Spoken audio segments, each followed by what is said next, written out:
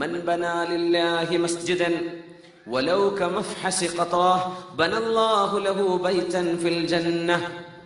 അല്ലാഹുവിന് വേണ്ടി ഒരാൾ ഒരു പള്ളി ഉണ്ടാക്കി കൊടുത്തു. മൻ ബനാ ലില്ലാഹി മസ്ജിദൻ, അല്ലാഹുവിന് വേണ്ടി, സംഘടനയ്ക്ക് വേണ്ടിയല്ല. സംഘടനക്ക് അഡ്രസ് ഉണ്ടാവണമെങ്കിലും സംഘടനയുടെ കലണ്ടർ തൂക്കാനോ പള്ളി വേണ്ടേ, അതിനല്ല. മൻ ബനാ ലില്ലാഹ്, അല്ലാഹുവിനെ ഇബാദത്ത് ചെയ്യുന്ന ആളുകളുടെ വേണം. അവിടെ ഓൾറെഡി ഒരു പള്ളി ഉണ്ട്, നീ എന്തിനാ വേറൊന്നും അവിടെ തന്നെ കൊണ്ട് ഉണ്ടാക്കണത്? എന്തിനാ? അത് സംഘടനയെ വളർത്താനാണ്, അല്ലേ? അത് ഫിത്ന ഉണ്ടാക്കാനാണ്.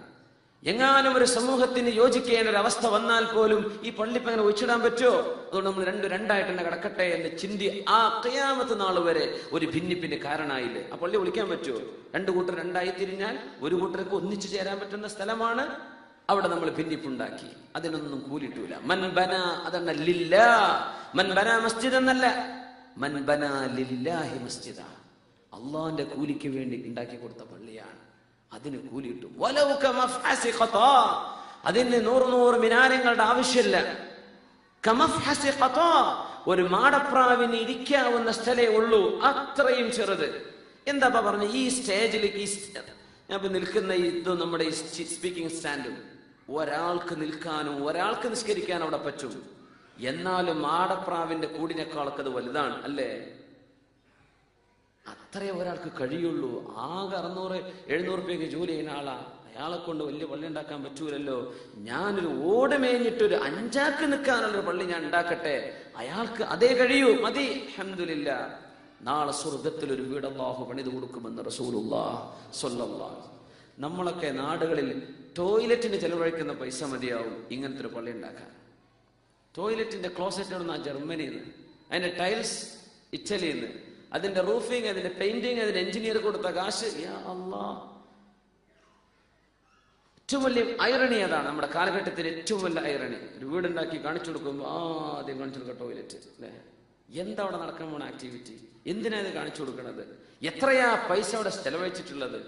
എന്നാൽ അള്ളാഹുവിന് വേണ്ടി ഒരു പള്ളി, ദീനിന്റെ മദ്രസ പൊളിഞ്ഞടക്കാണ്. അതൊന്ന് മേയ്ക്കാൻ, അതൊന്ന് നന്നാക്കാൻ, പള്ളിയിൽ അവിടെ മൂത്രമൊഴിക്കാൻ സ്ഥലമില്ല, ആളുകൾ പ്രയാസത്തില്ല, ഒരു ടോയ്ലറ്റ് നമ്മുടെ വക, അതിനൊന്നും ഇയാൾക്ക് പൈസ ഇല്ല. സ്വന്തം പുരയിൽ ആർഭാടങ്ങൾ കുത്തി നിറച്ചതിന്റെ ശേഷം അള്ളാഹുവിന് വേണ്ടി ഒരു പള്ളി ഉണ്ടാക്കാൻ, അള്ളാഹുവിന് വേണ്ടി ഒരു മസ്ജിദ് ഞാൻ ഉണ്ടാക്കാൻ ചിന്തിക്കുന്നില്ലല്ലോ. ഇതാണ് വിഷയം. എത്രയാ ഹദീസ് പറയുന്നത്? മഫ്ഹസ് ഖത്താ എന്നൊക്കെ പറഞ്ഞ മാടപ്രാവിനിരിക്കുന്ന കൂട് പോലെ അത്രയ്ക്ക് നിങ്ങൾ കഴിഞ്ഞിട്ടുള്ളൂ. മതി, അത്രവെങ്കിലും നിങ്ങൾ ഉണ്ടാക്കിയാൽ ബനല്ലാഹു ലഹു ബൈതൻ ഫിൽ ജന്നഹ്, സ്വർഗ്ഗത്തിൽ അല്ലാഹു ഒരു വീട് പണിത് കൊടുക്കും. നമ്മളൊക്കെ നിയ്യത്ത് ചെയ്യാം. ഞാൻ ക്ലാസ്സിൽ പറയാറുണ്ട്, ഇവിടെ ഇരിക്കുന്നവർ ഞങ്ങൾ കേട്ടിട്ടില്ലെങ്കിൽ ഞാൻ ഒന്നുകൂടെ റിമൈൻഡ് ചെയ്യാൻ, ജീവിതത്തിൽ ഒരു നിയ്യത്ത് വെച്ചേക്കാം. അള്ളാഹു കഴിവ് തന്നാൽ, പൈസ ഉണ്ടായാൽ, ഇല്ലെങ്കിൽ ഇപ്പം എന്ത് ചെയ്യാൻ പറ്റും? ജോലിയും കാര്യങ്ങളൊക്കെ ഉണ്ടായി, നല്ല റാഹത്തിലാണ്. നിങ്ങൾക്ക് സ്വന്തമായൊരു പുര വെച്ചു, ആയിക്കോട്ടെ, റാഹത്തിൽ, അല്ലെ? അൽ മൻസിലുൽ വാസിഅ, വിശാലതയുള്ള വീട്. അൽ മർകബ് സ്വാലിഹ്, നല്ല വാഹനം.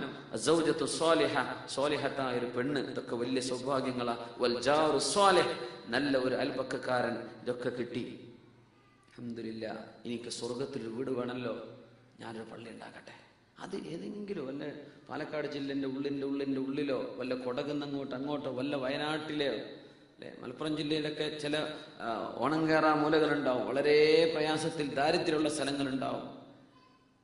അവിടങ്ങളിൽ ചെന്ന് നിങ്ങളും പടച്ചോനുമല്ലാതെ മറ്റൊരു മഖ്ലൂഖാർ, ഒരു ഫോട്ടോഗ്രാഫറെയും കൊണ്ടുവരണ്ട, ഒരാളോട് ഇത് പറഞ്ഞു കേൾപ്പിക്കും വേണ്ട. നിങ്ങളും അള്ളാഹുവും മാത്രം അറിഞ്ഞ് നിങ്ങൾക്ക് ചെയ്യാൻ പറ്റുമെങ്കിൽ നിയ്യത്ത് ചെയ്തേക്കണം. നാളെ സ്വർഗത്തിൽ ഒരു വീട് കിട്ടാനുള്ള പണി, അതിന്റെ എളുപ്പ വഴി ഈ വീടുണ്ട്, അള്ളാഹുവിന് വീടുണ്ടാക്കുക. അള്ളാഹു തൗഫീഖ് ചെയ്യുമാറാകട്ടെ. കേരളത്തിന്റെ പുറത്തേക്ക് കടന്നാൽ ഇഷ്ടം പോലെ വളരെ ചെറിയ ചെലവിൽ ഉണ്ടാക്കി കൊടുക്കാൻ പറ്റും. തമിഴ്നാട്ടിലോ അങ്ങ് കർണാടകയിലോ യു പിയിലോ അങ്ങനെയൊക്കെ ചെന്നാൽ വളരെ ചെറിയ പൈസക്ക് നമുക്ക് ഉണ്ടാക്കാൻ പറ്റും. നിങ്ങളും അത് നിങ്ങൾക്ക് എത്ര ഉണ്ടാക്കാൻ പറ്റും അതിനനുസരിച്ച് സുബ്ഹാനല്ലാഹ് അത് നിയ്യത്ത് ചെയ്തേക്കാം. നാട്ടിൽ പോയിട്ട് നമ്മൾ പറഞ്ഞിട്ട് കാര്യമില്ല. നമ്മൾ ഇവിടുന്ന് അള്ളാഹു നിഅമത്ത് ചെയ്യുന്ന ഈ നാട്ടിൽ നിലനിൽക്കുകയാണ്. ഇവിടെ നമുക്ക് ജോലിയും കാര്യങ്ങളൊക്കെ ഉണ്ട്.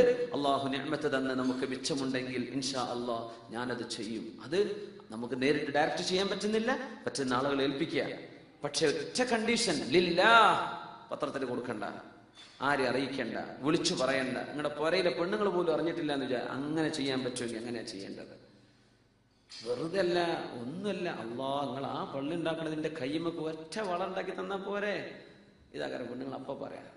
അപ്പൊ ശ്വാസമായി അല്ലേ? അതേ മിണ്ടണ്ട, നിങ്ങളും പഠിച്ചവന് മാത്രം അറിഞ്ഞാൽ മതി. അങ്ങനെ ചെയ്യാൻ പറ്റിയാൽ അൽഹംദുലില്ലാഹ്. അള്ളാഹു നമ്മെ സഹായിക്കുമാറാകട്ടെ.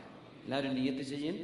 അള്ളാഹു തൗഫീക്ക് തന്നാൽ, അത്രയല്ലേ നമ്മൾ നോക്കണുള്ളൂ, അള്ളാഹു തൗഫീക്ക് തന്നാൽ ഞാനിത് ചെയ്യും. അങ്ങനെ നമ്മളാണ് മരിച്ചാൽ, പഠിച്ചവനെയൊക്കെ ചെയ്യാൻ പറ്റിയില്ലല്ലോ, സങ്കടം വേണ്ട. ഞാനൊരു നിയ്യത്ത് ചെയ്തിരുന്നു, ഇന്നാലിന്ന സമയത്ത് ഇന്നാലിന്ന സ്ഥലത്ത് അള്ളാഹ് നീ എനിക്ക് കഴിവ് തന്നാൽ എവിടെയെങ്കിലും ഒരു സ്ഥലത്ത് നിനക്ക് വേണ്ടി സുജൂദ് വെക്കാൻ, തല ചായ്ക്കാൻ, നിനക്ക് വേണ്ടി സുജൂദ് ചെയ്യുന്ന ഒരു സ്ഥലം, ഒരു മസ്ജിദ് ഞാൻ ഉണ്ടാക്കി കൊടുക്കും. എനിക്ക് കഴിഞ്ഞിട്ടില്ല പഠിച്ചവനെ, പ്രയാസമല്ല. നിയ്യത്തുൽ മുഅ്മിനി ഖൈറും മിൻ അമലിഹി, മുഅ്മിനായ മനുഷ്യന്റെ നിയ്യത്ത് അവന്റെ അമലിനേക്കാളും ഖൈറാണ്. ഒരുപക്ഷെ നമ്മൾ ആ നിയ്യത്ത് മതിയാവും രക്ഷപ്പെടാൻ. അങ്ങനെ കഴിയാതെ മരിച്ചുപോയി എന്ന് വിചാരിക്കാം, ഒരു കുഴപ്പമില്ല. അതുണ്ടാക്കിയതിന് കൂലി അള്ളാഹു തരും. അള്ളാഹു തൗഫീഖ് ചെയ്യുമാറാകട്ടെ.